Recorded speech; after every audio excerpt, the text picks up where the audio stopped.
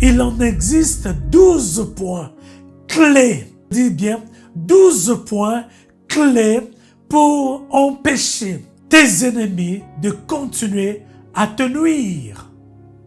Nous sommes arrivés à notre 6e point pour empêcher nos ennemis de nous nuire.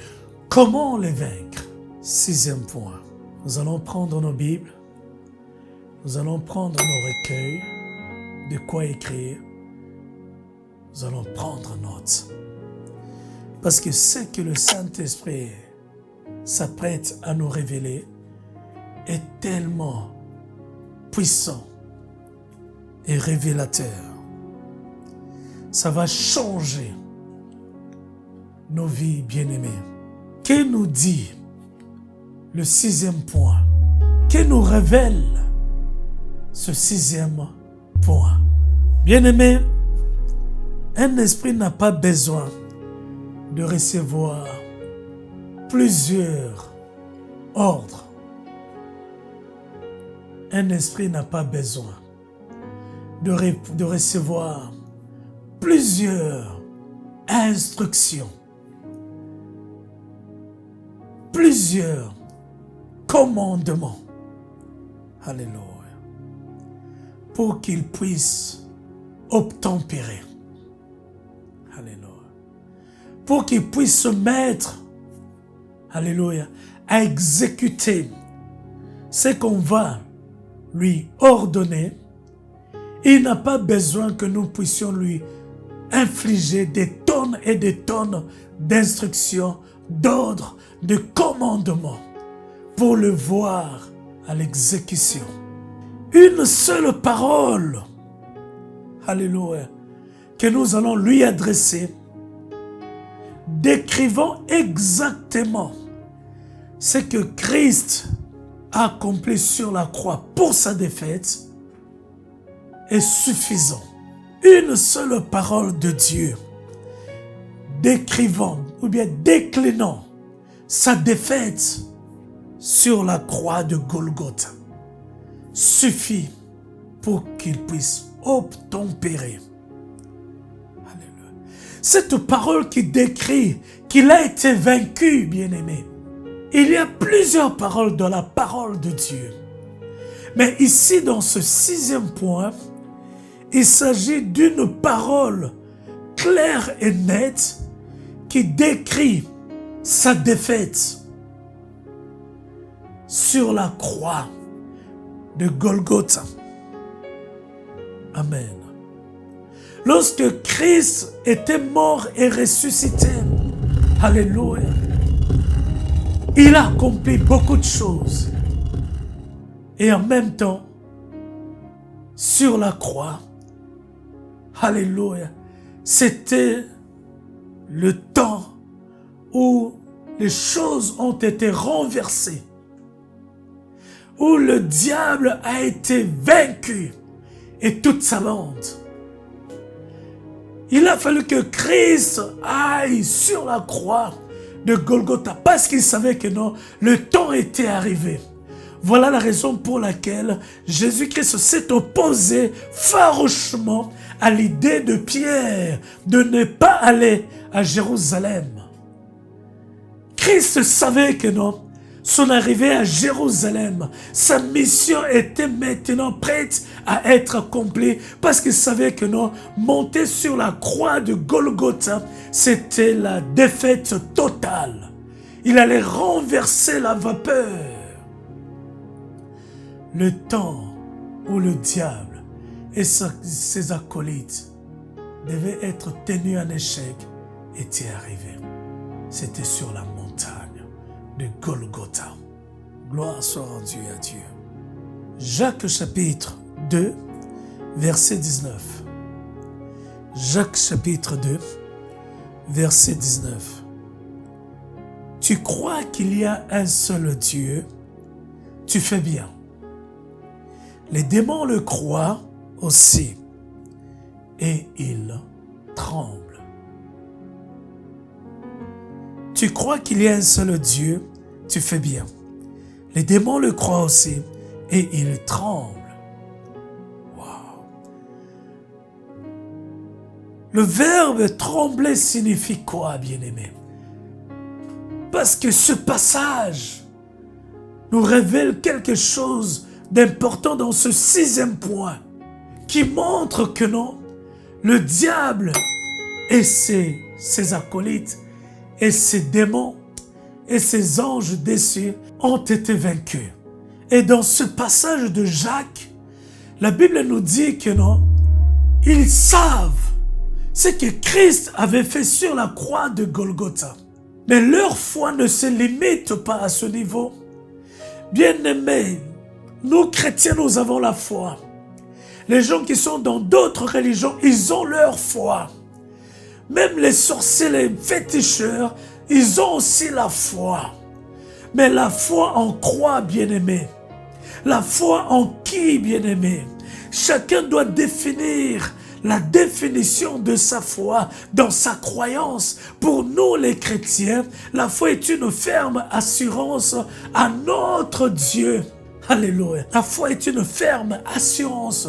Nous croyons à un Dieu vivant qui a donné son Fils unique en qui quiconque croit ne périra point, ne mourra point, bien-aimé. Et le Seigneur nous montre que non, les démons aussi, ils croient qu'il y a un Dieu vivant. À la seule différence, ils tremblent. Le verbe trembler signifie craindre, avoir peur, la soumission, se laisser subordonner. Alléluia. Le verbe trembler a 4 sens. Craindre, avoir peur, être soumis, se laisser subordonner. Amen. Bien-aimés, rien que si nous prenons le mot soumission, alléluia, nous allons décliner 2 définitions. La soumission est cette action de se soumettre sous l'autorité de quelqu'un. Alléluia. Qui dit se soumettre, c'est-à-dire se réduire. Alléluia. S'abandonner, dépendre de cette autorité. Alléluia. Et dans sa 2e définition, soumission veut dire simplement, alléluia, cette action d'obéir. Donc en un seul mot, c'est l'obéissance. S'abandonner, se réduire à la seule autorité d'une seule personne. Donc ici, lorsque les démons croient qu'il y a un seul Dieu, et lorsqu'ils tremblent, c'est-à-dire ils se laissent se soumettre, alléluia, ils se laissent abandonner. Ils doivent obéir à ce Dieu-là. Vous allez voir que non, une parole qui est déclarée dans la Bible, qui décline la défaite totale de ce monde, suffit. Il n'a pas besoin qu'on lui donne des tonnes et des tonnes. Parce que non seulement il croit qu'il y a un Dieu, qu'il est le créateur de leur existence, que s'ils sont en vie, ils doivent à ce Dieu-là. Non seulement ils croient et ils tremblent. Un exemple pour situer dans ce point comment tu peux vaincre ton ennemi, comment tu peux l'empêcher de te nuire. Tu peux suivre cet exemple pour mettre ce point en application. Tu as besoin d'une seule parole qui décrit, qui décline la défaite du monde du ténèbre, de ses créatures. Alléluia. Suite à la victoire que Christ avait obtenue sur le mont Golgotha. Dans le livre de Philippiens, chapitre 2, à partir du verset 8 jusqu'au verset 9. Jésus-Christ s'est humilié lui-même jusqu'à la mort, se rendant obéissant. Voilà pourquoi Dieu l'a souverainement élevé, lui a donné le nom qui est au-dessus de tout nom, afin qu'au nom de Jésus, tout genou fléchisse dans le ciel, sur la terre et sous la terre, et que toute langue confesse que Jésus-Christ est Seigneur. Au nom puissant de Jésus, je te commande, toi esprit tel, sors, lâche prise, au nom puissant de Jésus-Christ. C'est là, net, clair. Tu n'as pas besoin de recommencer des commandements à donner plusieurs ordres ou bien répéter la même chose. Tu peux simplement faire cette petite prière, cela suffit. Tu le laisses avec ça. Peu importe que le temps ça prendra, il est obligé d'obtempérer. Il est obligé d'obéir. Il est obligé de se soumettre. Il est obligé d'accomplir ce que tu lui as donné comme instruction, commandement.